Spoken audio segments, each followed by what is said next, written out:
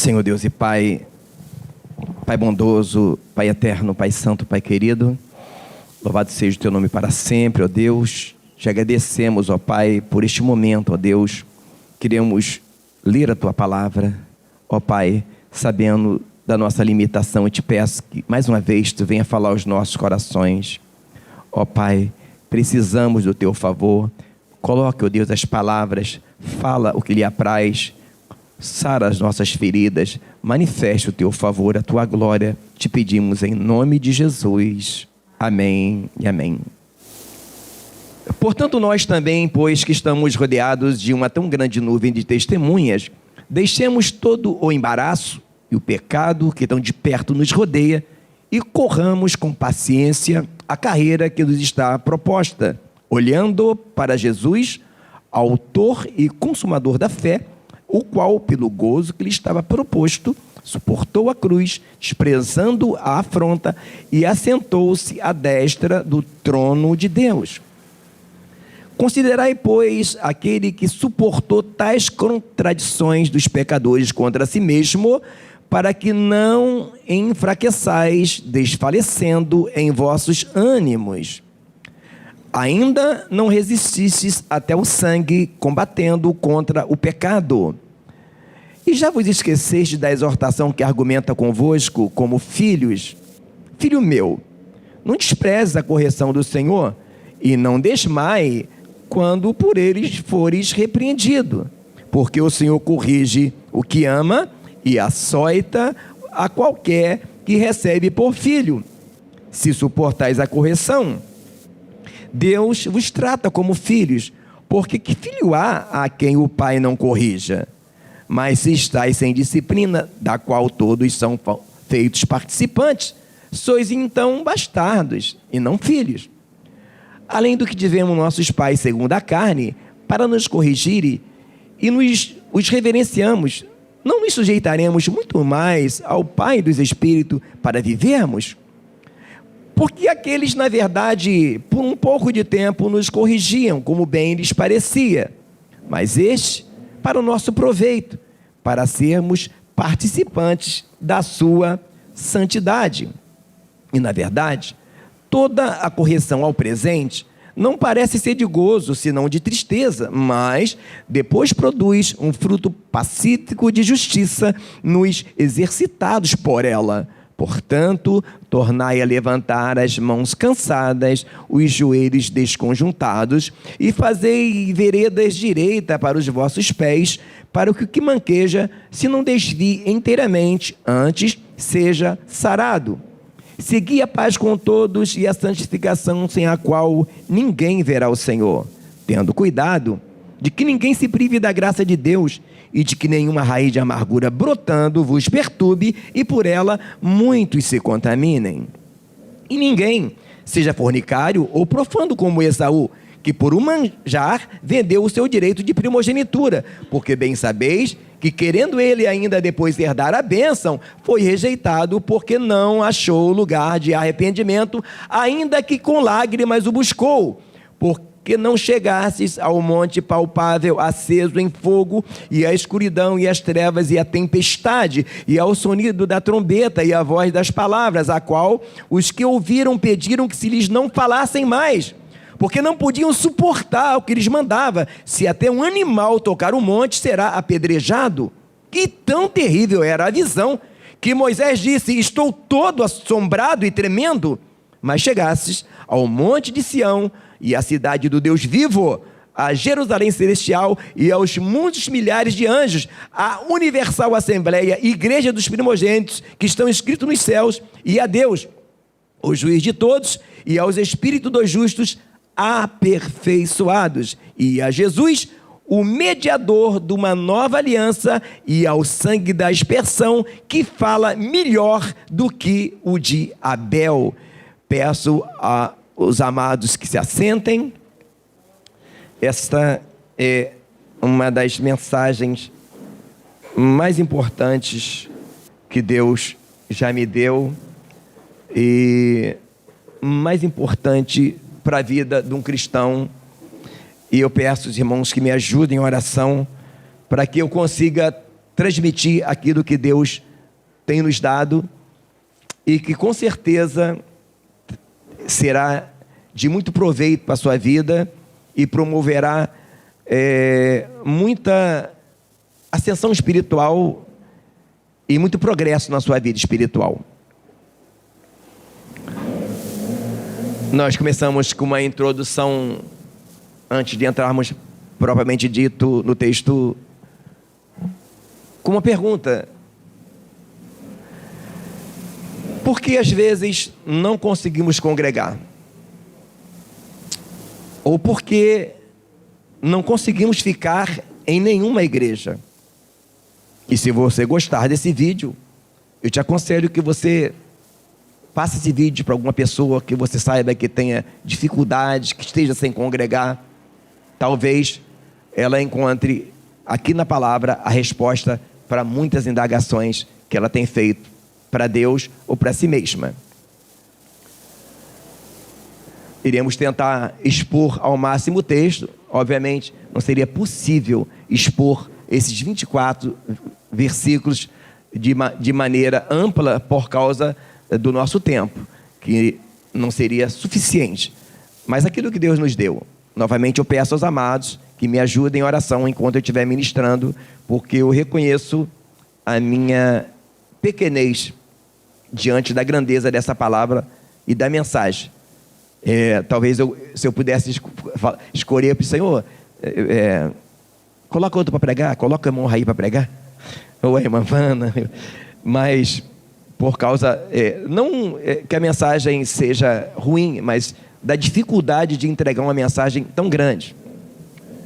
De que fala essa mensagem, propriamente dita? Essa mensagem fala de salvação. Essa mensagem fala de salvação. Como que nós percebemos que fala de salvação? Porque no versículo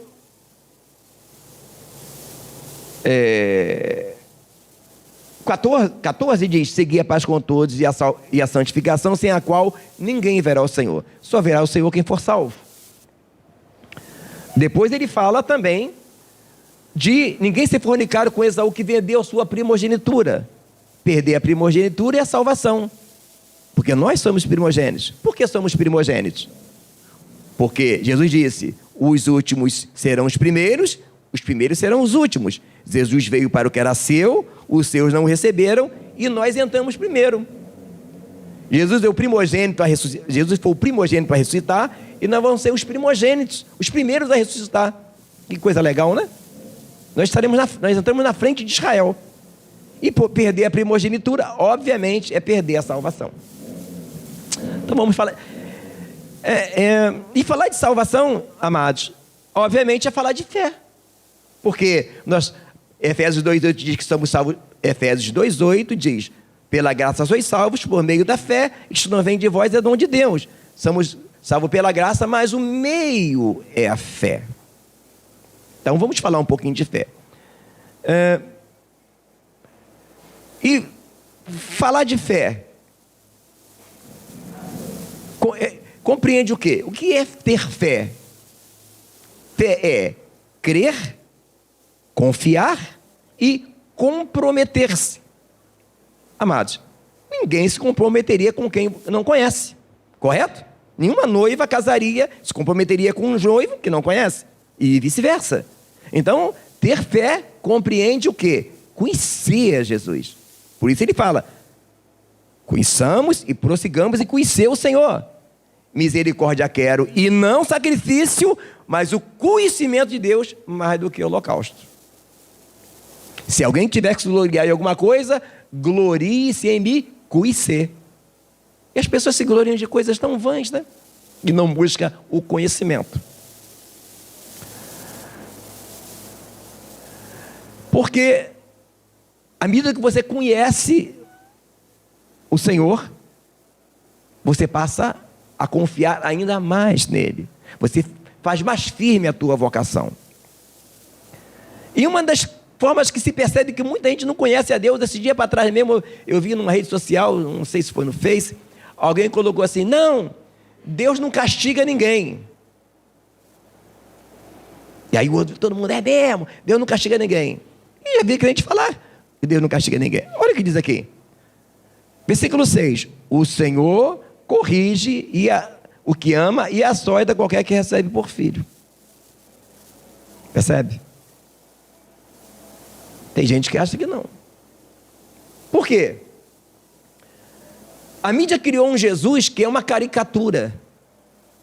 E ele é bonitinho quando olhado com um olhar mau. Né? É igual, aquele pai é tão bonzinho para o filho, aí mima demais o filho, destrói a vida do filho. Mas o filho gostava de ser mimado.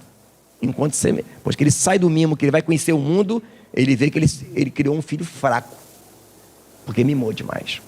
Deus não é um pai que mima os seus filhos. Então, correção. Bom, se vamos falar de salvação, daqui a pouco voltaremos para falar de correção. O que significa salvação? Uma das coisas que muitas pessoas não sabem, por não examinar as Escrituras. Se nós formos no original e buscarmos no grego koiné, salvação significa, presta atenção, amados, você vai encontrar isso em qualquer dicionário grego, ou mesmo no My Bible. Se alguém ainda não sabe o My Bible, me fala, que depois eu dou a dica para você como usar o My Bible, vai te ajudar muito. Ouça o que diz no grego: salvação, poupar alguém de sofrer, de perecer, alguém sofrendo de uma enfermidade, fazer bem, curar. Essa palavra é a palavra sozo, ou seja, salvação significa cura. Olha que legal, muita gente não sabe. Salvação é morar no céu, santificação é usar roupa comprida, não é assim? É tudo assim, irmãos. Salvação é algo muito maior.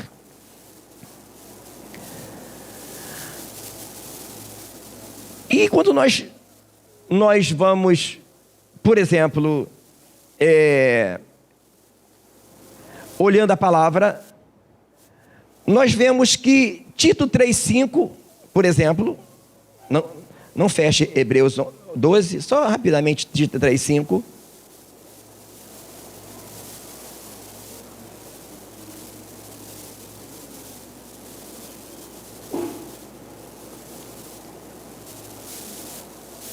Tito 3,5. Não pelas obras da justiça que houvéssemos feito, mas segundo a sua misericórdia, nos salvou pela lavagem da regeneração e da renovação do Espírito. Nos salvou.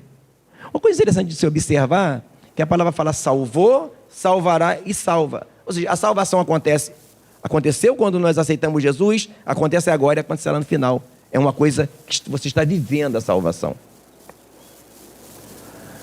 É semelhante à fé. Pastor, quantas fés existem? Só uma. Só que você vai ver Paulo dizer assim: de fé, de glória em glória. Não fala, há uma só fé, há um só batismo, há um só Senhor. Mas que fé é essa aqui de fé? É a mesma fé que vai crescendo, como uma semente. E a salvação, visto que é pela fé, é a mesma coisa. A vereda do justo é como a luz da aurora que vai crescendo. A tua intimidade vai crescendo com o Senhor. Voltando para Hebreus.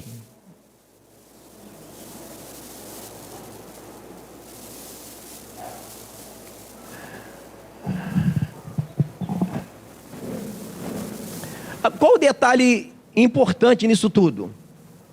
Observe o versículo 10. Veja o que diz.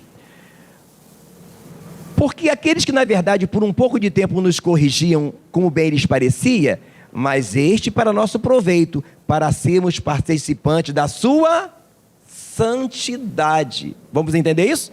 A correção acontece com um motivo: para nos fazer participante da santidade de Deus. Por isso Paulo fala, por isso que Pedro diz, nos tornarmos participantes da natureza divina. Qual é a natureza divina? Amor e santidade. Então, Deus não corrige alguém porque ele é uma pessoa inconsequente. Não, Deus corrige a gente com um propósito. Agora, onde é que está a importância de ser participante da santidade de Deus? Está aqui. Sem a santificação, ninguém verá o Senhor. Sem a santificação, ninguém verá o Senhor. Bom, e olha o que acontece quando não entendemos a santificação. Que a Bíblia fala em Filipenses: operai a vossa salvação. E na santificação, nós participamos. Nós somos santificados pela palavra, certo? A palavra nos santifica, pela oração. Mas somos santificados pelo Senhor, através da correção. Observe o 14 e o 15. Segui a paz com todos e a santificação, sem a qual ninguém verá o Senhor, tendo cuidado de que ninguém se prive da graça de Deus e de que nenhuma raiz de amargura brotando vos perturbe e por ela muitos se contaminem. Vamos lá. Você vê que seguir a paz está colado com santificação. Por quê, amados? Porque a santificação, implementada pela correção, ela gera em nós uma mudança que se chama regeneração, que faz com que nós tenhamos facilidade de conviver com o coletivo. O que não acontecia lá no livro de Coríntios, né? Estavam brigando, quase um mordendo o outro. Agora, olha que coisa legal, gente. Olhando no original grego dessa palavra, raiz de amargura. Raiz de amargura é a causa de muitas derrotas. Muitas derrotas. Veja no grego o que é raiz, a palavra raiz. Presta atenção, amados. Progenie, origem, essência. Significa também rebento, broto, início. Sabe o que são raiz de amargura, irmão? São todas as sequelas que aconteceram na sua vida pregressa e que geraram em nós, em você, em mim, qualquer ser humano, amargura.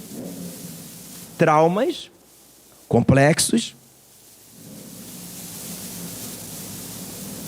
E como Deus não criou um robô, que seria muito mais fácil para Deus criar um robô, não é verdade? Aceitou Jesus, era só programar. Não, Deus não queria criar uma coisa. Deus não é um Deus como eles imaginam. Deus é um Deus rico, nobre. Ele criou um ser pensante.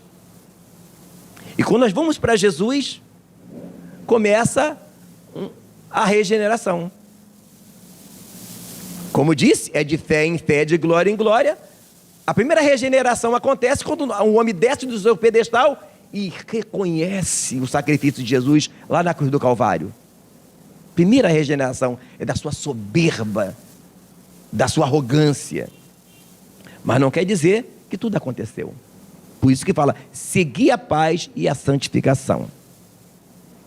E tudo aquilo que aconteceu na sua vida pregressa, que gerou nele anomalias, complexos, serão tratados pela palavra, pela oração, que nos santifica, mas e também por quê? Por Deus.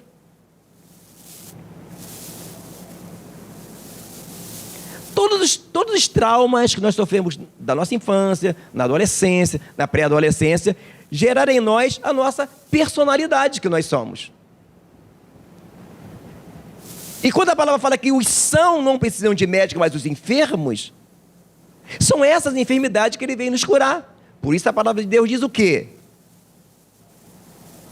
Pelas suas pisaduras nós fomos sarados. Mas ele foi moído pelas nossas transgressões. O castigo que nos traz a paz estava sobre ele. E pelas suas pisaduras nós fomos. Mas peraí, fomos? Mas está no passado. Por que fomos sarados, igreja? Alguém sabe? Porque a palavra de Deus diz que Deus chama a existência as coisas que não são como se já fossem. Deus chama Abraão de pai de muitas nações, já velhinho, com a sua esposa velhinha. Deus chama Jacó de príncipe, quando ele era apenas um enganador. E quando ele fala que nós somos salvos, é porque a salvação acontece na conversão e continua a acontecer no dia a dia. Se nós permitirmos, é claro.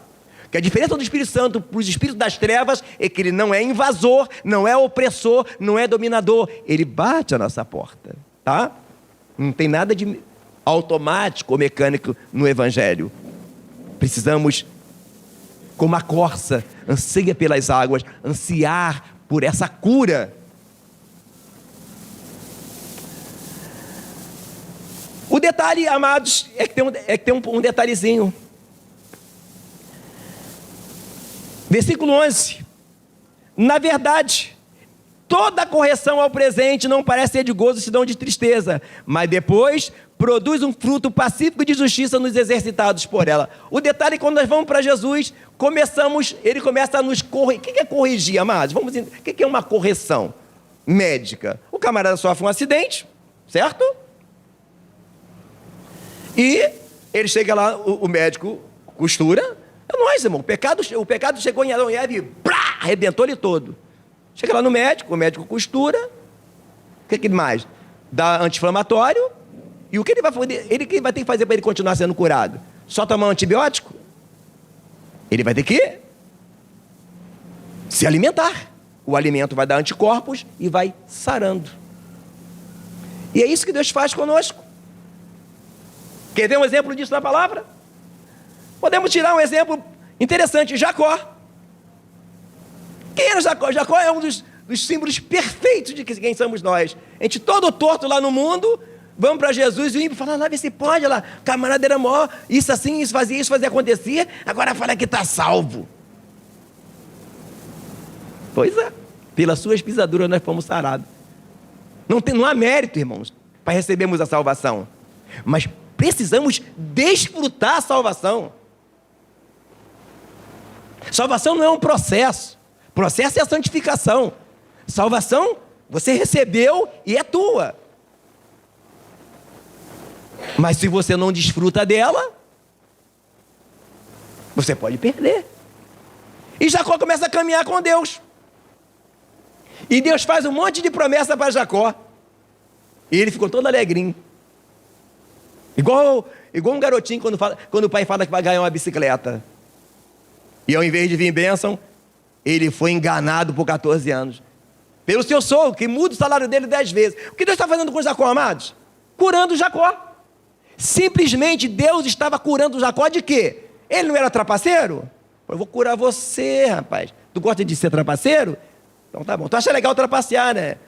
Tu ainda sai contando, né? Que comprou um negócio por X, não é assim no mundo?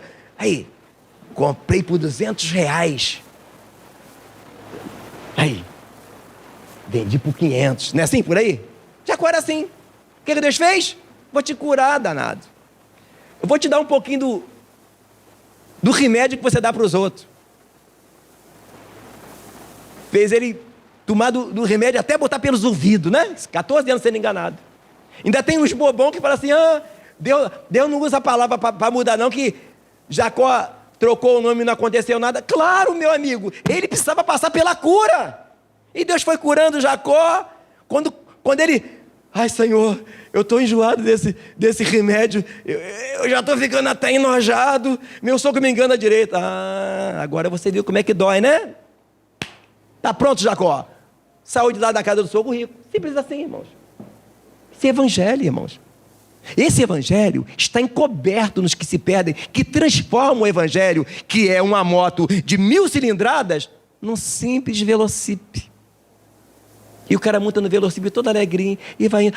Tá indo para onde? Eu estou indo para o céu. No velocípede, irmão. Poxa. Não, se você quer ir no velocípede, tudo bem. Eu vou com a Honda 1000 cilindradas. Você prestou atenção no que falou aqui? Olha o que ele falou aqui, irmão, olha o que ele falou. Não chegastes ao monte papável aceso em fogo. Ele fala, não chegaste a este monte. Depois ele fala o que aconteceu naquele monte. Moisés estava todo assombrado. Se um animal tocasse no monte, seria apedrejado. E está dizendo que nós não chegamos a isso aí, não. Nós chegamos a algo superior. E como é que alguém consegue viver um evangelho? Não, irmão, eu sou assim mesmo, eu sou bronco assim mesmo. Quando Jesus quiser, Ele vai me mudar. Nunca vai te mudar. É você que tem que se santificar e buscar. Primeiro ponto de você mudar é aceitar que tu é bronco, meu irmão. Parar de ser Ai, eu sou tão bonzinho, nenhuma igreja presta para mim, só eu que sou bom. Todo mundo tá errado. Meu pai não presta, minha mãe não presta, meu primo não presta, meu vizinho não presta. Ninguém presta para ele, só ele que é bom. E ele acredita nisso. Bom, vamos lá. Outro caso interessante, José. José era, assim como Jacó era... Olha só, o que tinha José em comum com Jacó? Jacó, a mãe dele mimava ele, né? Que ajudou ele a enganar o pai. Então, já viu que Jacó era mimadinho pela mamãe. Sabe quem manda em casa, ainda que naquela época era no judaísmo, mas a mãe de Jacó era esperta. Para ela dar uma túnica para Jacó e ficar daquele mesmo jeito, é sinal que lá nas entrelinhas a mulher de Jacó mandava um pouquinho nele. Mas vamos lá, deixa isso para parte. Bom, vamos lá. O que acontece? José era mimadinho. José era tão mimado que ele contou a visão para a mãe, até a mãe e o pai, ô meu filho, poxa, pega leve. Tu está querendo dizer para mim que todo mundo vai se odiar para você, até teu mãe. A soberba dele era tão grande que os próprios pais ficam assombrados com ele. Qual era a doença de José? Ele era enfermo. Mas só que era um homem de Deus.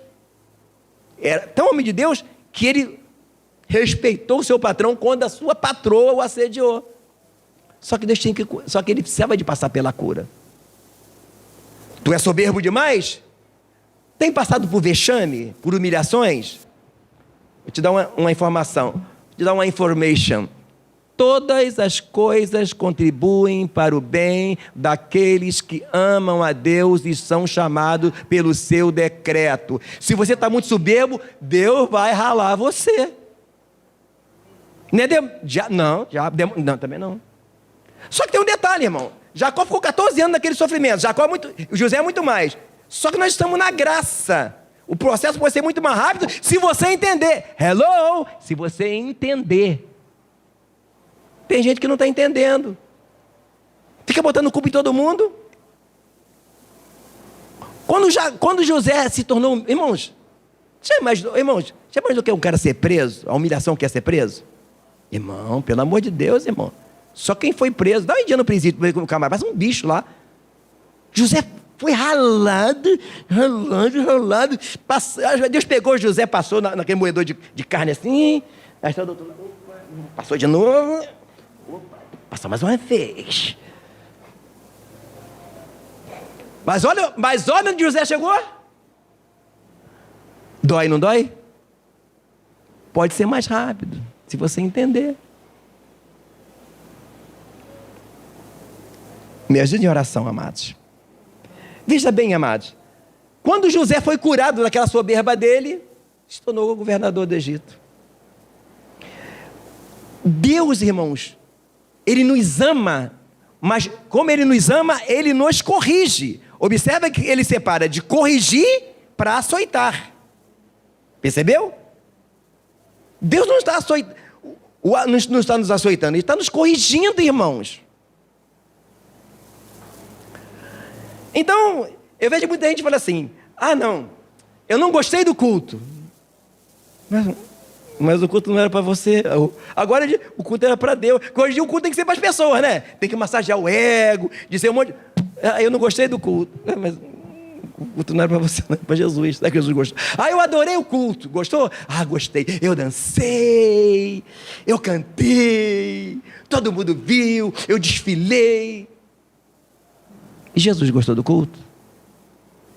Ele foi honrado? Não, era o aniversário do pastor, aí foi um culto em homenagem ao pastor. Mas eu adorei o culto. Não vou ficar naquela igreja, eu não gostei daquela igreja. Pois é. Na igreja de Jesus, mais aconteceu foi isso. Chegou um ricão na igreja de Jesus, aí ele pensou, né? Quem sabe aquele ricão até sabia, né? Que a Bíblia fala que haviam mulheres que serviam a Jesus com seus bens. O que o ricão chegou assim? Chegar lá, fazer parte da... Bom mestre, o que farei para herdar a vida eterna? Tudo. Jesus quebrou ele todinho. Ele foi embora. Não gostou da igreja. O mundo hoje, irmão, gosta de pessoas que falam a mentira. Olha o Facebook, olha o Instagram. Quantos amigos meus, irmãos, que estão na pindaíba, arrastando a cachorrinha, mas no Facebook, quando você olha assim, tu pensa, rapaz, esse cara deve ser um mega milionário. E na igreja não é diferente. Qual a igreja que eu quero ficar? Eu quero a igreja que eu me sinta bem. Porque agora, como a igreja virou um comércio, o cliente tem que ser agradado de todas as formas. Só que na igreja de Jesus não foi assim. Eu creio que na reunião se tivesse uma reunião de obreiro no tempo de Jesus, ia chamar Jesus, como é que está a igreja lá? Pastor Jesus, a igreja lá está uma bênção. Estou sabendo lá, paralítico, anda, poxa, glória a Deus pelo seu dom. Quantas pessoas tem? Tem só 120. Como 120, rapaz? Pastor, posso falar uma coisa aqui? Jesus, eu vou falar para tu, mas não é para te ajudar, tá, Jesus? Me perdoa de eu falar, pastor, ele é um pouco grosso. Porque sabendo que ele foi jantar com um cara, jantou, depois que ele comeu a comida toda do camarada, ele chamou o cara de hipócrita.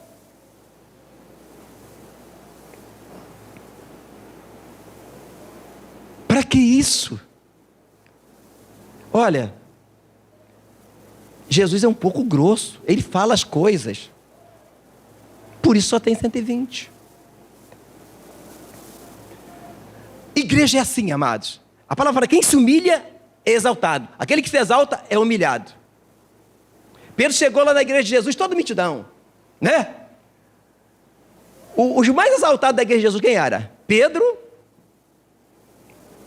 e Judas. Só que Judas era contido, né? Porque ele era soberbo. Porque todo soberbo gosta de dinheiro.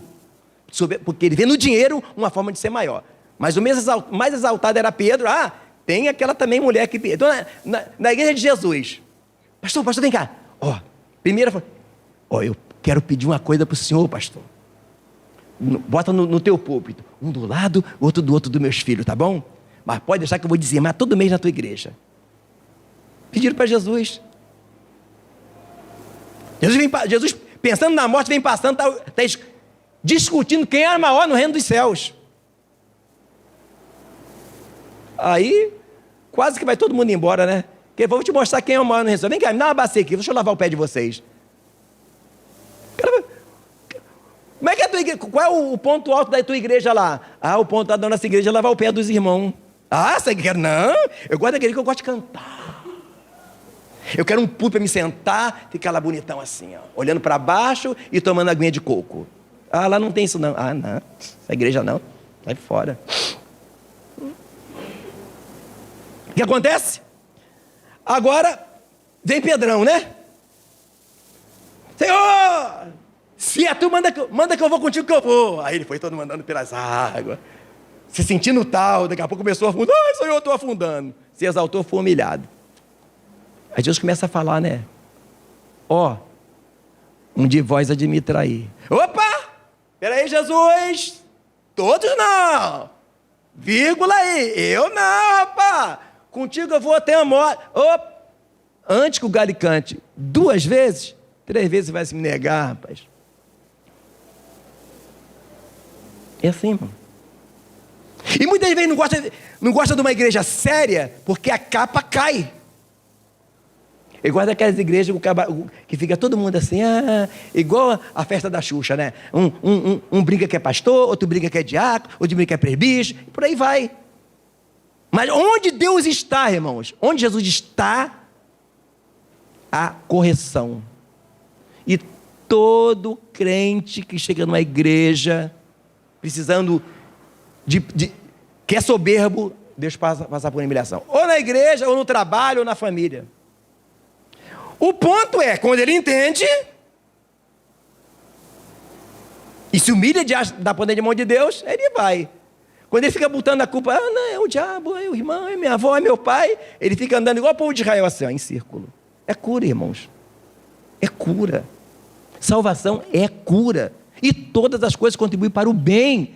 Se você tem passado por humilhações recorrentes e o troço não muda, dê uma olhadinha como é que você fala com tua esposa, com teus amigos, com teu pastor, com teu marido. Dá um conselho. Deixa um gravador gravando você o dia inteiro, depois você vai, ouve assim. Nossa, eu falei assim com meu marido, eu nem percebi. Pois é, assim que você fala com ele. Nossa, eu falei assim com a minha esposa? Nossa, é. Ah, mas ela é mulher. E daí? Tem que respeitar também a esposa. Ou tu acha que você é o dono da boca? Tu é marido, você não é o dono da boca. Aí Deus começa a ralar o cidadão. Aí ele fala, ai, eu não sei porque eu passo por tanta humilhação. Porque você precisa se humilhar debaixo da potente mão de Deus. Não é assim que fala? O mesmo Deus, depois de haver padecido um pouco, vos fortalecerá, vos confirmará. Então, muitas pessoas não ficam em algumas igrejas. Simples assim. Porque Deus começa a arrancar a capa e ele fica envergonhado. Aí foi o caso de Judas. Judas, quando a capa dele caiu, ele foi embora. Foi o caso de Pedro também, que ele fez. Eu vou voltar a pescar, que agora não tem mais. Eu dizia que eu era o cara, eu neguei Jesus, agora eu vou virar pescador, que a minha vaguinha lá naquela igreja acabou. Amado, não há caso perdido para Deus. É o contrário. Onde abundou o pecado, superabundou a graça. O ponto é entender o processo.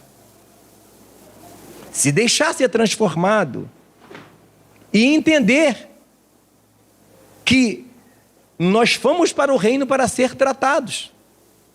Porque salvação é cura. E Deus fez assim, fez uma coisa legal, que na igreja até o pastor também é doente sendo curado. É um mais curado cuidando do outro que é menos curado. E tem que ser assim, né? Porque senão o pastor não ia ter paciência com os outros enfermos. Mas se o pastor fosse são, como é que ia ser, né? Ele não ia ter paciência com ninguém.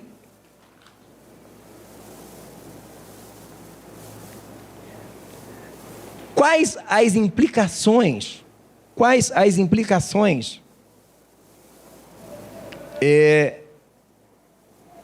das raízes de amargura que existem em nós? Antes de falar das implicações, o que é ser curado? Ser curado, irmãos, é semelhante a um viciado em drogas. Quem já foi no AA ou no NA? Eu nunca fui. Trabalhou um rapaz comigo que me contou como é que é lá e eu achei maravilhoso. Eu tenho certeza que quem criou o AA é um evangélico. Mas lá não pode falar de religião.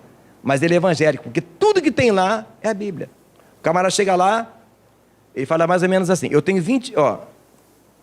eu estou limpo há 20 anos, sou um viciado em drogas. Ué, mas tem 20 anos que ele não usa droga, como é que ele chama de viciado? Porque ele sabe que se ele tomar uma cerveja, ele vai parar na cocaína. Então ele não pode tomar um copo. Olha a mentalidade. Ser curado, irmão, ser salvo, é entender o quê? Duas coisas. Primeira, que você tem uma carne que só quer pecar. Então, você tem que fazer o quê? Andar em espírito e não cumprir a concupiscência da carne. O que é andar em espírito? Qual botão que eu aperto? Tua comunhão com Deus, irmãos. Leitura da palavra de Deus, oração, jejum, deserto, solitude. Quando é que eu posso parar isso? Nunca. Tome a cada dia a sua cruz. Ah, mas eu tenho que fazer hora extra que eu quero... A tua carne vai dormir nesse período? Os demônios vão entrar de férias nesse período? Evangelho é isso, irmãos. Primeira coisa, ser salvo é entender isso. Ser salvo é entender como o viciado em droga entende. Eu sou um viciado, não posso tomar a primeira dose. Eu tenho uma carne que não se converteu, que eu vou ficar livre dela no arrebatamento, e enquanto eu estiver nessa carne que não se converteu, eu tenho que alimentar o meu espírito com oração, com a palavra, com jejum, para que o meu espírito alimentado, ele domine sobre a carne. Não tem ninguém bonzinho, ninguém virou anjo, porque aceitou Jesus. A segunda coisa é o quê? Entender, irmãos, que Deus não nos trouxe para o reino porque a gente é bonzinho, porque a gente é bonitinho, porque nós somos doentes. Ele veio para os doentes. Mas pastor, o que ele contou de mim que ele gostou? Fé. Você creu nele, ele gostou. Você não é assim? Você fica feliz, você chega num lugar para trabalhar, vamos supor que você seja um mecânico, né? Aí o camarada chega, ô rapaz, tu sabe consertar meu carro mesmo? Tu vai ficar feliz? Ou nosso irmão antes que é motorista, chega para trabalhar na empresa, ô rapaz, sabe dirigir mesmo? Chatão, né? Ninguém vai gostar disso. A mesma coisa é Jesus. Você creu nele, você acreditou no sacrifício da cruz, você creu que pela sua pisadura nós somos sarados, você já está salvo. Mas como é essa cura? Irmão, é semelhante a uma pessoa quando... O que é o pecado? Um vírus. A pessoa pega uma virose, ela pode tomar um remédio, combater a virose, mas ela pode também o quê? Eu, particularmente, depois que eu aprendi, eu começo a querer resfriado, é alho, cebola e limão. Bati, tomei, a imunidade aumenta, e o vírus... Mas o vírus saiu de mim? Não. Salvação é isso. Você não ser inconsequente. Você saber que você tem raízes de amargura em você. Jesus não vai arrancar as tuas raízes de amargura. Nem as minhas. Não é de que arrancar teu cérebro, fazer uma lobotomia. Mas à medida que você vai se enchendo da palavra, para cada trauma, uma gota de sangue. Óleo de alegria. Para cada sofrimento, é isso. A tua imunidade aumenta, a tua alegria aumenta. Aquilo que doía no passado, já não te dói mais, porque você começa a sentir todo o amor de Deus, não só enchendo você, brotando, saindo para fora. É aquilo que Jesus fala para a mulher samaritana: ó, se você conhecesse aquele que te pede água, você pediria da água da vida. E você beber essa água, você vai ter sede, mas da água que eu te der, para em você uma fonte que saltará para a vida eterna.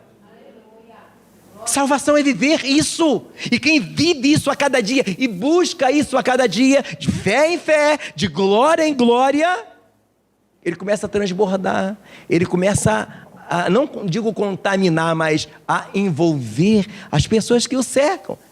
Ele é uma Bíblia ambulante, ele é um evangelismo em potencial, porque a paz que há nele chama a atenção.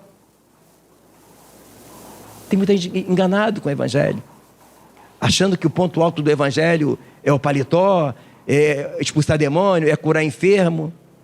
Mas Jesus disse com todas as letras: nisso conhecerão que sois os meus discípulos, como? Se vos amardes uns aos outros como eu vos amei. Agora, quais as implicações das raízes de amargura se não forem tratadas?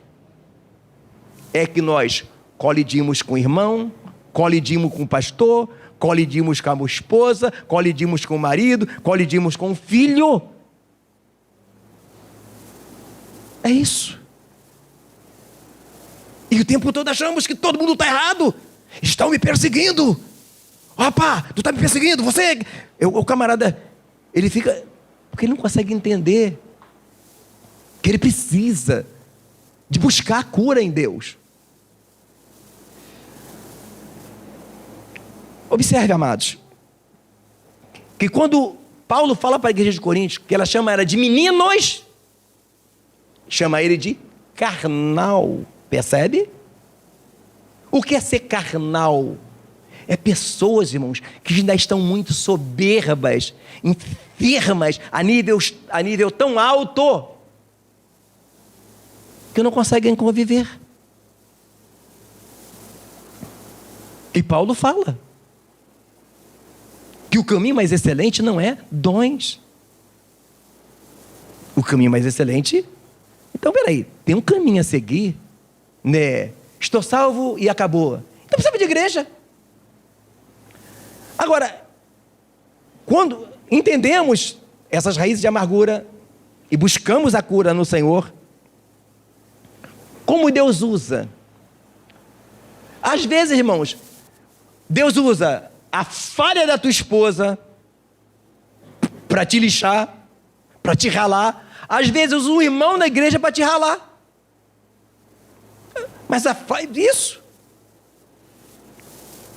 A igreja, a congregação, é o melhor lugar para testar a quantas vai a nossa cura. A quantas vai a tua capacidade de perdoar, de ter misericórdia. Determina quantas vai a tua cura. Porque à medida que você vai sendo curado pelo Senhor, uma das coisas que acontece é o que chamamos de quebrantamento. O quebrantamento traz em nós um sentimento de misericórdia. Observe José, quando encontra com os irmãos dele, ele estava quebrantado. Se José não tivesse curado, simplesmente não ia sair um vivo dali.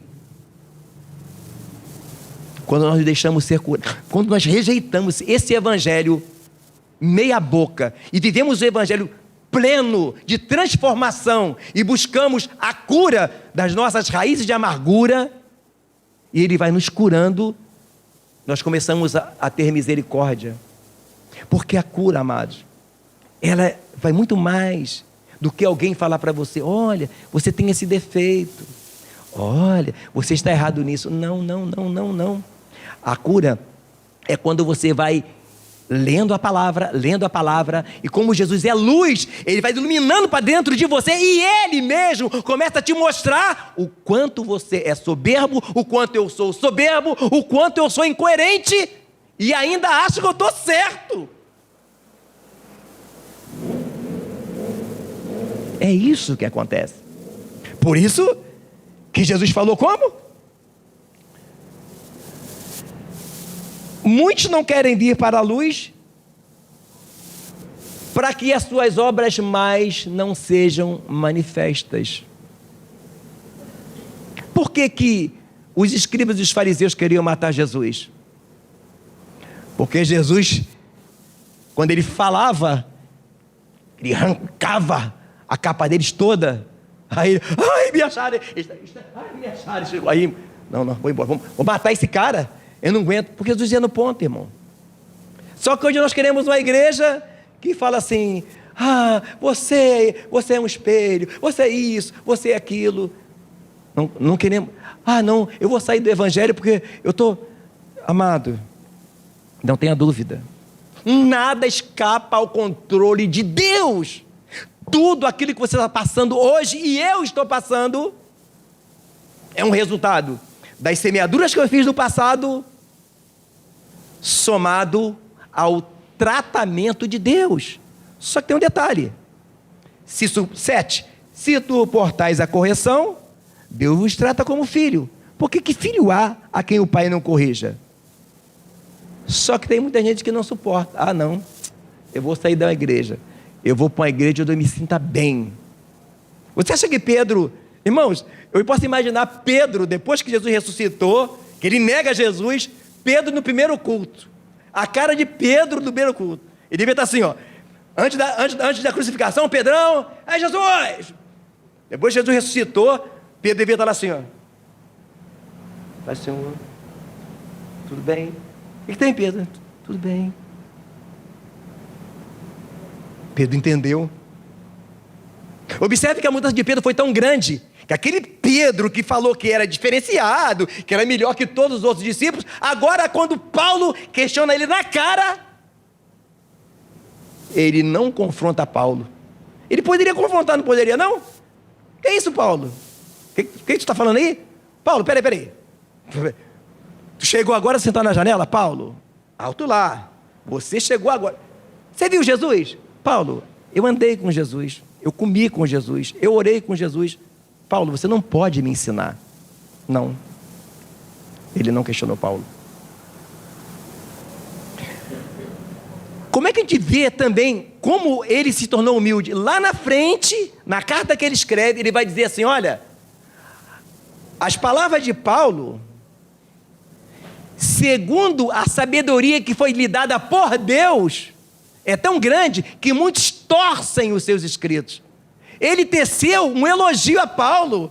Ele não fez uma fofoquinha. Esse Paulo aí é muito bom, mas Poxa, ele nem me respeitou a minha patente. Não. Percebe? Jesus disse, aprendei de mim que sou o quê? Manso e humilde de coração. Encontrareis descanso para as vossas almas. Hoje vemos o evangelho de tanto sofrimento, que pessoas que acham que nível espiritual está atrelado a deixar de ser diácono para ser presbítero, a virar pastor, e por isso nós vemos a toda hora, pastor se suicidando, missionário se suicidando. Sabe por quê, irmãos? Pessoas não tratadas sendo colocada para tratar outras pessoas.